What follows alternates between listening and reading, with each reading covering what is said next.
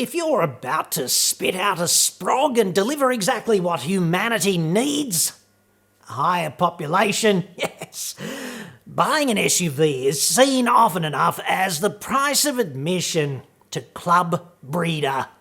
Keep watching though, because this report intends to save you $5,000 to $10,000.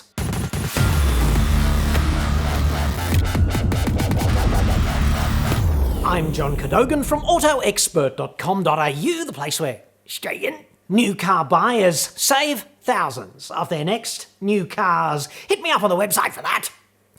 This is all one question, okay, but I get hundreds of different flavours of this particular proposition every month, so I just split it up into chunks here, the better to slice it and dice it once and for all. I need some help. We're about to have a baby and it's time to upgrade the wife's car, currently a Volkswagen Golf GTi, and get her something bigger and safer.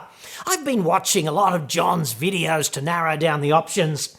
We want something newish, dealer demo or very low Ks. The wife is a tech-savvy car enthusiast who likes her cars to have a sporty feel and performance. She's also big into design and branding, so looks, interior and exterior, play a big part. She's big on sunroofs. Panoramic, a bonus. She wants boot space, pram, shopping, suitcase. The upper limit of my budget is around 35 grand. I'm not really much of a car brand man, so I just want bang for buck around a time where we're going down to one income and we can better use the money elsewhere. How predictably unlike a woman to want it all despite, racing up to this cliff of impending financial constraint. So let us weigh this up in the domain of objective fact, shall we? And pro tip, brace for impact. 35 grand, okay? It's insufficient for a new or demo sporty high-tech, fully loaded panoramic sunroofed SUV that will be objectively larger than a Golf, which is really just a conventional small car segment entry. Let's not forget, the Kia Cerato, a Hyundai i30, Toyota Corolla, Mazda 3, cars like that. I think there's about another 25 vehicles in that segment that you could buy if you want to make a list.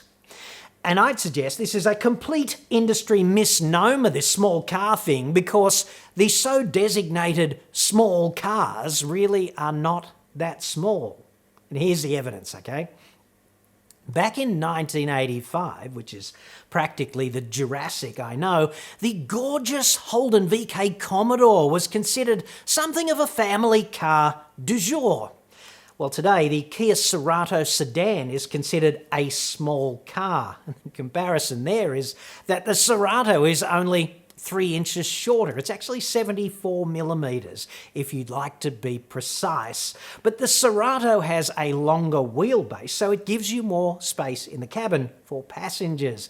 And the 1.5 litre turbo engine in the Cerato makes 75% more power than the 3.3 litre six-cylinder Commodore did way back then, despite being less than half of the cubic capacity.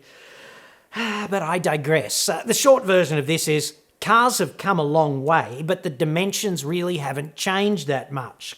So let us go back to the demands of the sunroof-infatuated car nut brand snob wife.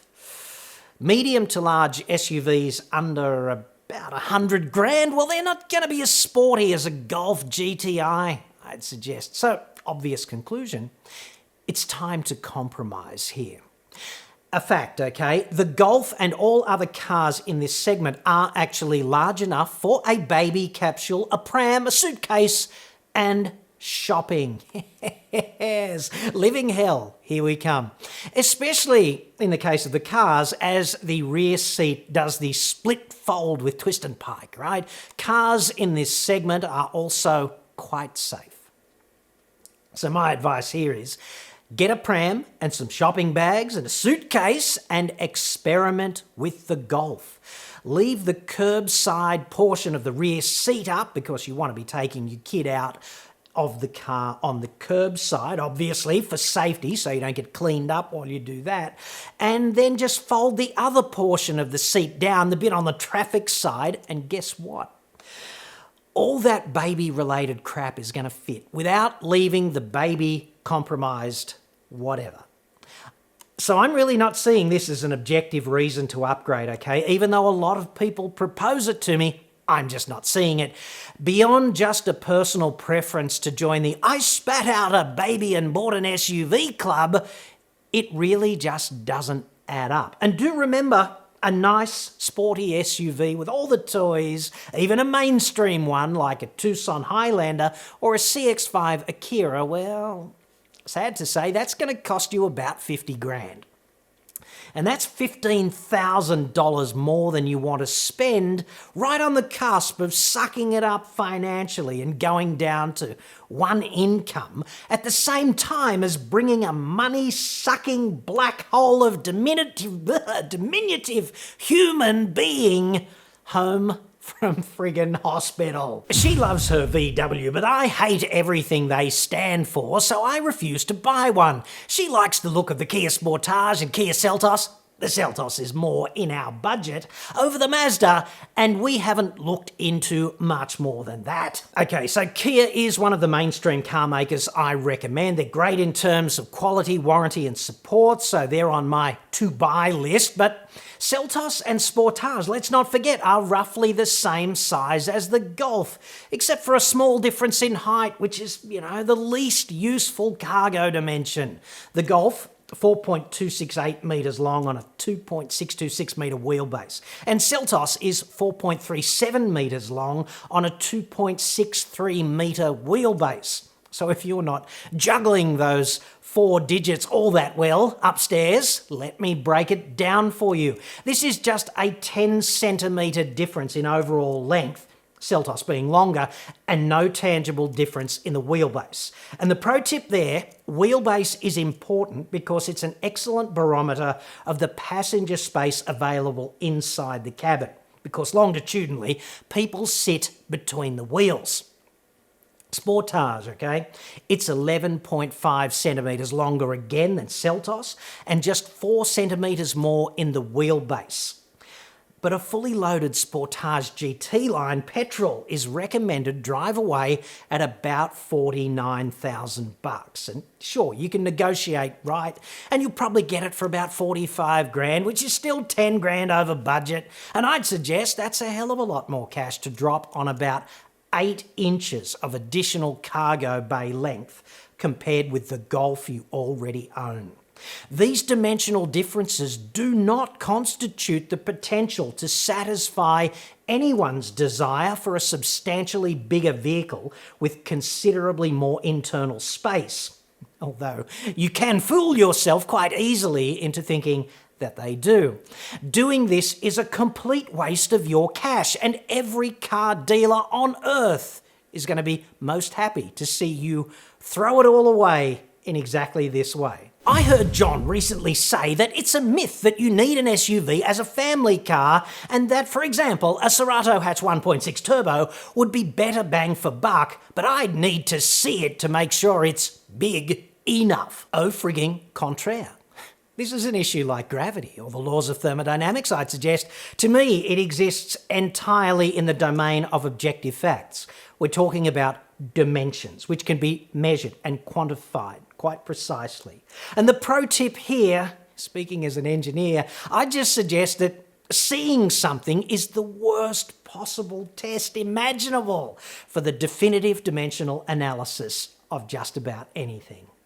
Human beings are good at some stuff, okay, there's no doubt, but we are collectively, as a species, absolutely, totally beyond crap at volumetric and other spatial perception tasks, which is why we invented the frigging tape measure, because people just cannot be relied upon to cut pieces of wood to the same length or something in any other way, just by seeing it and going for it, for example. This is why those evil bastards in supermarkets make bottles long and thin. We're talking about all bottles, right? Wine bottles, soft drink bottles, salad dressing bottles, water bottles, whatever.